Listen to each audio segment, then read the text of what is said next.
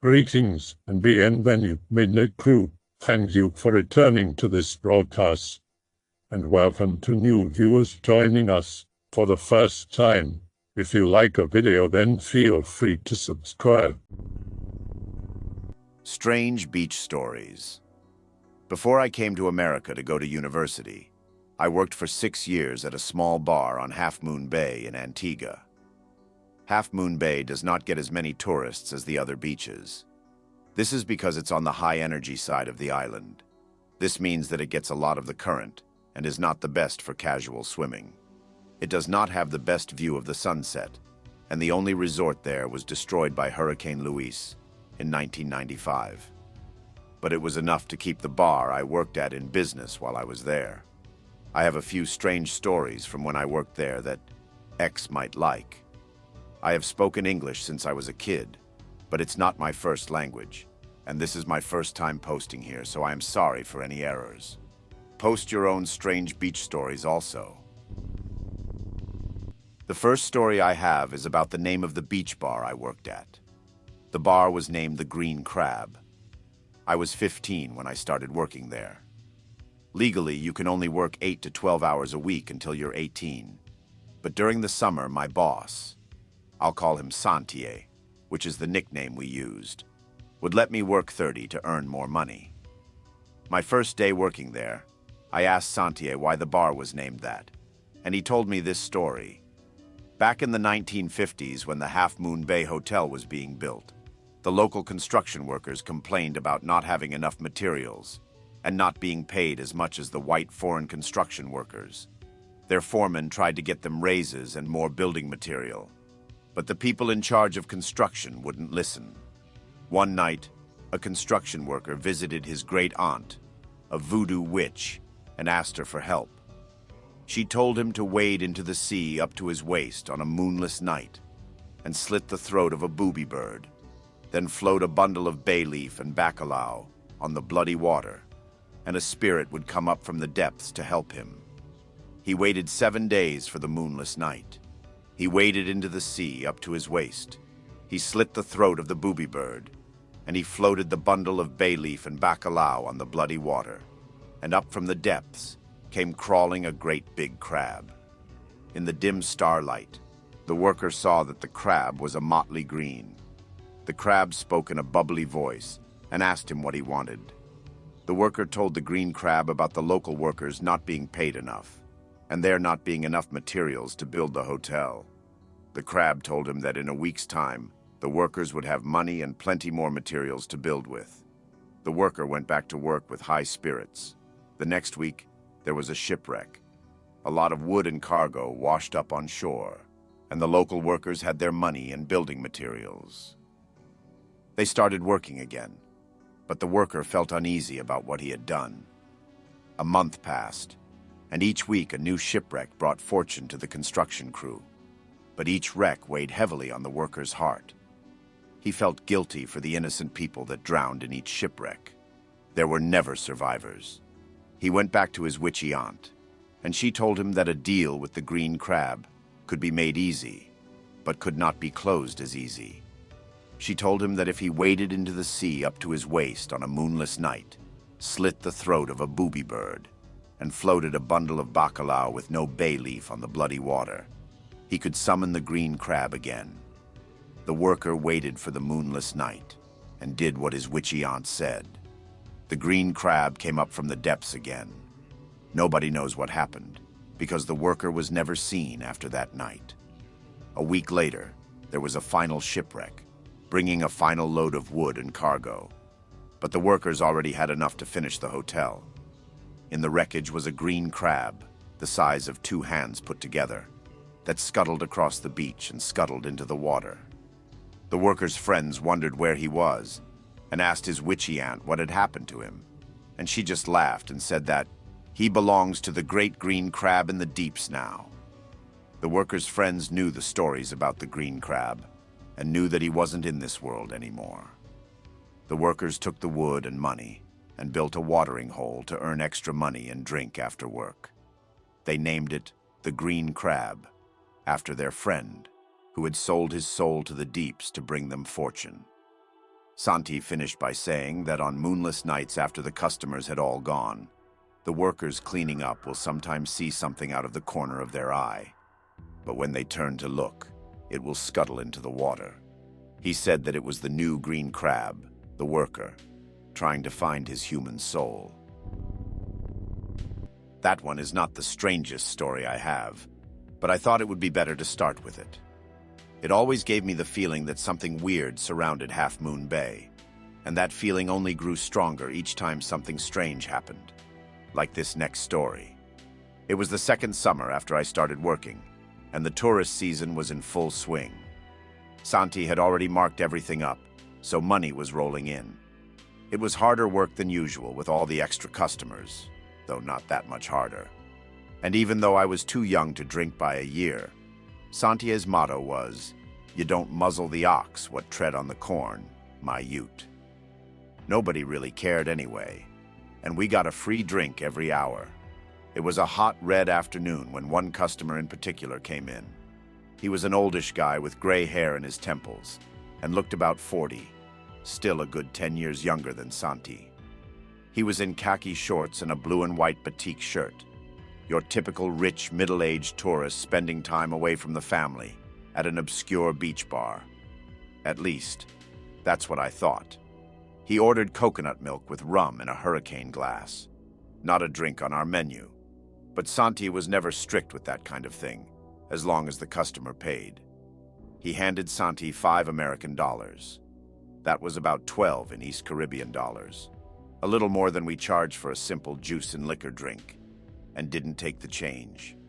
Then, he looked right at me and told me to keep 'em coming, and walked off to a beach chair that faced the water. Santi told me to keep an eye on him and bring him more when he ran out. He came in around 7, and about every half hour he would finish his drink, and I would bring him another. Santi told me to offer him some of the more expensive things on the menu, but every time he just said coconut and rum, keep 'em coming. Each time I brought him a drink, he would hand me 2 $5 bills, American.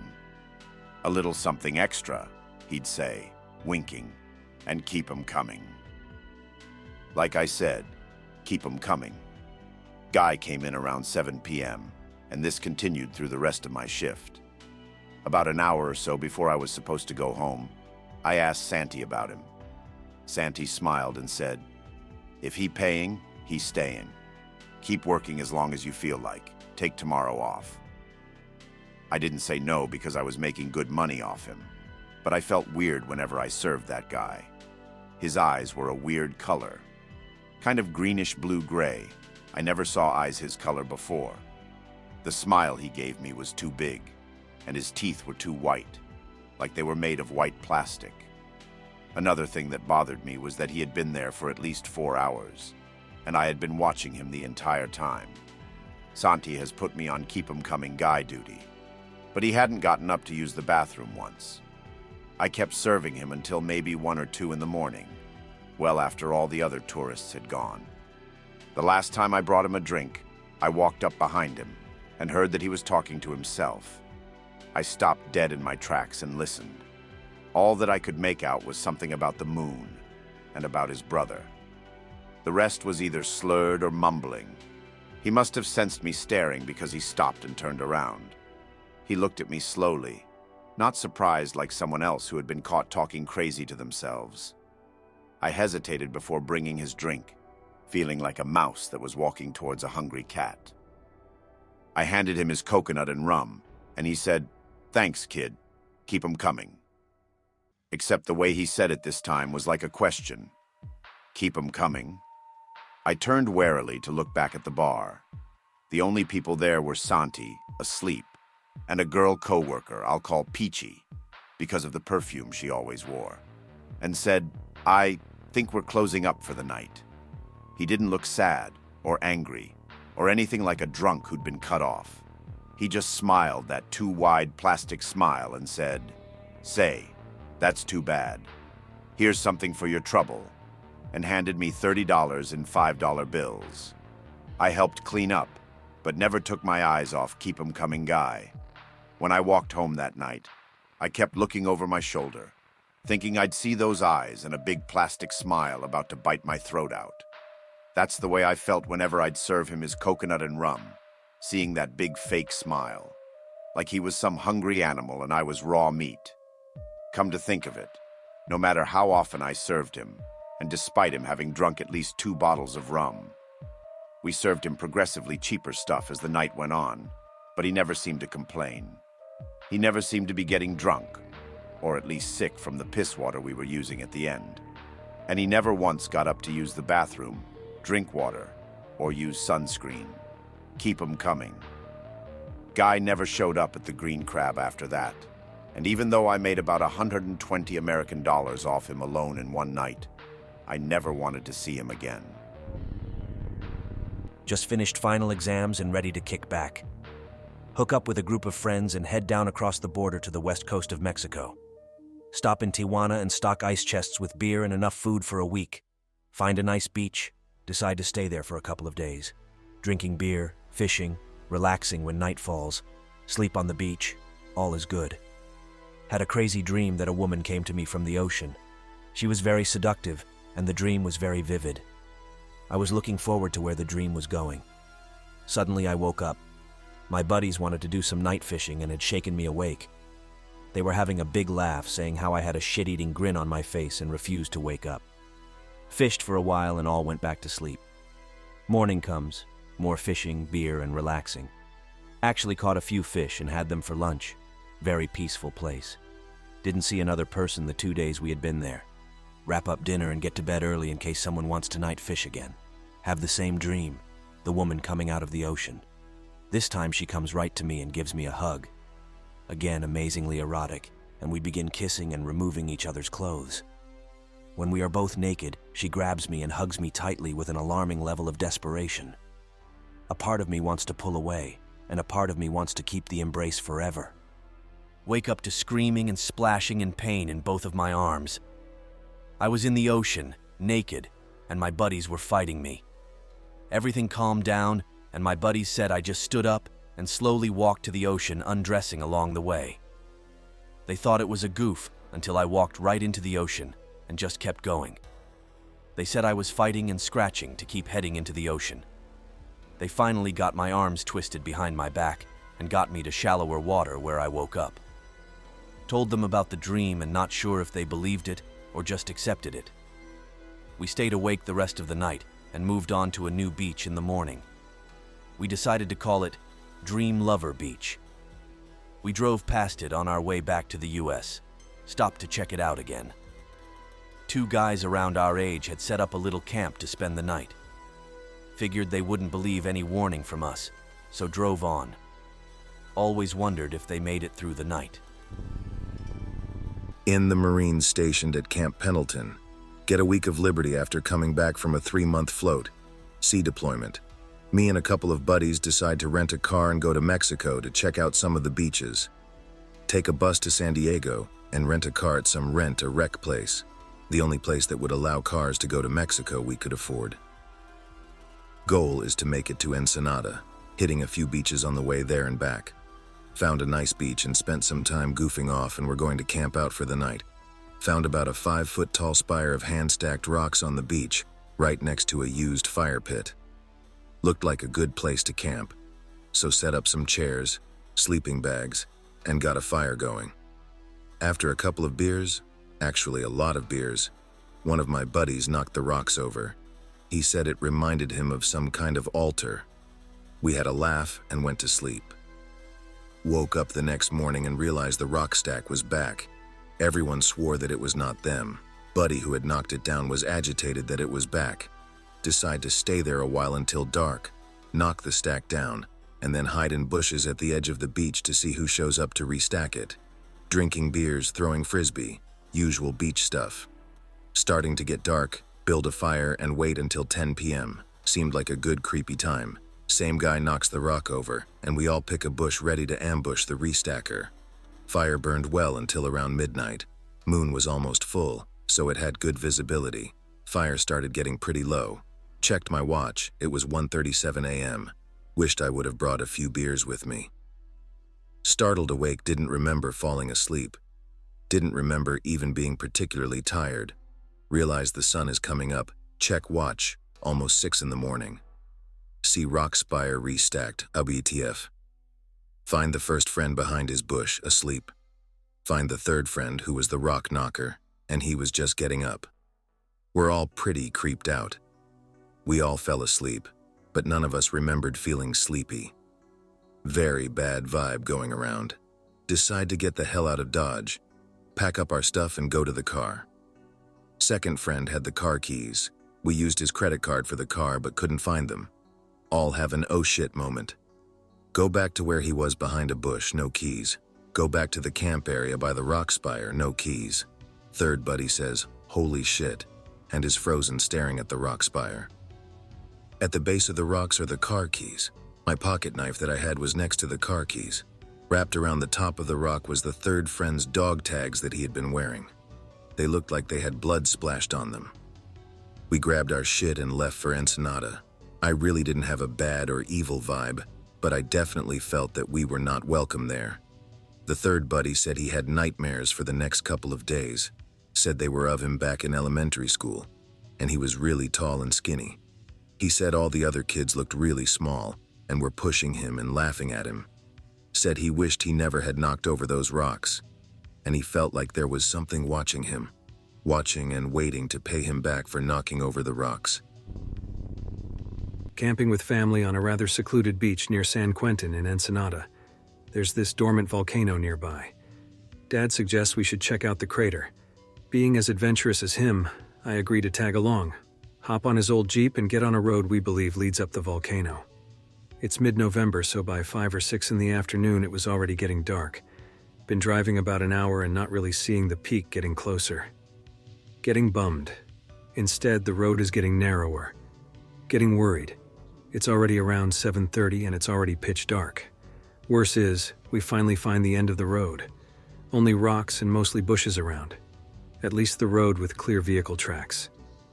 Ahead, the path is fairly flat and it seems to go up. The feeling of adventure and common sense are conflicting. We stop to discuss the predicament we're in at the moment. Suddenly, something breaks the monotony of the trip. Something rises up from among the bushes to our right.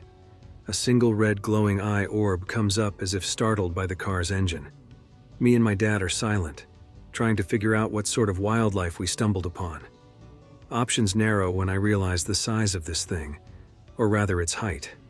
From my seat, I could see it almost at eye level, so maybe 1.5 meters or like 5 feet. Still silent, things still staring at us. Suddenly, it moves closer, as if it took a step forward. My dad shifts gears to reverse, sensing this thing might actually not be wildlife. The noise of the shifting gears seems to startle the creature, and so it makes its exit. It starts bouncing, silently and floaty as if the thing was made of paper. Still looking at us. Every bounce going higher until on its last one it flies off out of sight.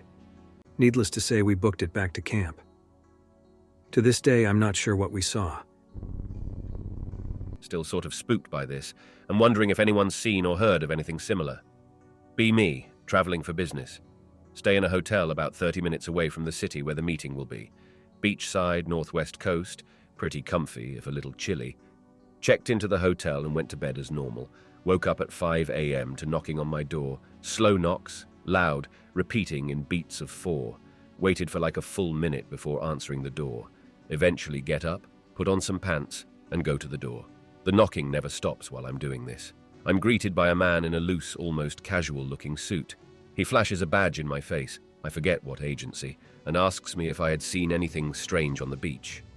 I say no and ask what's going on. He simply says there's been an accident and that we should stay off the beach. He leaves. Figure I should get ready for work. Then I start hearing noises outside. Open curtains to see big trucks moving up on and down the beach. All black. No markings whatsoever. Can't see anything on the beach. There's men walking along the beach too. They're wearing black ponchos and carrying large bags. Occasionally they start looking at the hotel. I panic when one sees me and shut the blinds. By the time I left for work, they were gone, trucks and all. Looked over the beach when I got back. It was totally clean, and even their tracks were gone. Any idea what the hell happened and what these people were doing on the beach? I'm still honestly a bit shaken by all this. It's probably nothing. You have to understand that governments tend to have much more advanced military technology and keep them a secret so nobody can reverse engineer or copy them. I live miles from a military base and a BEE systems facility in the UK. And one time some automated aircraft crashed near the local woods. Could see it with my own eyes. It looked really weird and advanced and nothing like any other aerial vehicle, but I could kind of grasp it. Anyway, literally about 5 minutes later I could hear a helicopter, and about 15 minutes later a bunch of guys came up to me and asked a few questions. They started to joke about aliens and UFO shit in a British humor kind of way and explained it was just an advanced military craft they were working on, and it's just precaution, I hope you understand, and that most UFO are just unmanned military tech, blah blah blah. Hope that's enough to calm you down. Military was probably testing something and it may have crashed. I think a crazy guy at the beach could read my thoughts. I live in the Pacific Northwest and often hike a short forest trail that leads to a beach. There's a short hill that connects the forest part to the beach that gets the heart pumping when you walk back up it.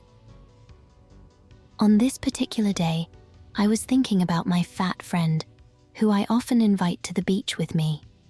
She usually declines because she hates walking up this short hill. As I was walking down the hill, I was thinking to myself about how my friend says she wants to lose weight but won't put in any effort to exercise. As I was thinking this, or shortly after, I see a guy walking on the beach in my direction. He's probably 20 feet away or so, but we eventually pass each other by. Something about him puts me on guard immediately. I assume he's just homeless, but I think to myself, how I have a knife and I'm not afraid to use it. I even imagine to myself how it would go down if he tried messing with me, and how I'd handle it and call the cops. He didn't even appear threatening, just kind of off, but, again, it's the Pacific Northwest. I continue hiking to the other end of the beach and come up another trail that leads through another part of the forest, and eventually to my car. On this trail, I see the guy walking towards me talking to himself. As he's getting close to me, he mumbles to himself. She says she wants to lose weight, and keeps walking. I found this significant because I literally said these exact words in my head when I was approaching him the first time on my walk. I could see if I was a woman, and the guy said this to me, how maybe he was crazy and making some kind of assessment about me, as people typically hike to get fit or stay fit. But this encounter totally threw me off. Anyone have any similar experiences or ideas on what this could be? I also find it interesting how the dude put me on guard the moment I observed him. No. I get you, my friend. I'm also in the Pacific Northwest over near the Seattle area, and have had friends tell me they met some strange vagabonds who would tell them about something strange that would end up happening, or something they were in the midst of thinking of. Main example being the health and welfare of my friend's parents. I had an encounter of this kind, but there was a young man with an eco bag mumbling alone, but when I got close to him, I could hear him mumbling things that I thought earlier in the day. I am young, but I have pain in my back. That day it was really hurting, and I thought like, bro, maybe I am an old man living in a young body, and the dude just said that and a lot of other stuff. I felt invaded, and the guy seemed to be kinda possessed. Sounds more like a synchronicity than mind reading, and probably a product of universe entanglement, and not specifically that guy. Crazy people tend to be more connected to the unseen world, so probably tapping into something at that exact moment and resulting in a synchronous event for you. Just my humble opinion, Anon. As someone who is a traveler in the West and Pacific Northwest, when you're living moment to moment, either by traveling drug abuse or mental illness, the universe somehow is more in a flow and you are very much part of it. I have had crazy synchronous things happen to and through me. I would say something similar to the earlier Anon dude might have just been absorbing some local parallel processing energies or something. Weird place up there. I hope that you enjoyed tonight's broadcast. If you enjoyed tonight's story, then please subscribe to the channel, as more green texts will appear daily. A new broadcast will appear when the clock strikes midnight Central Time.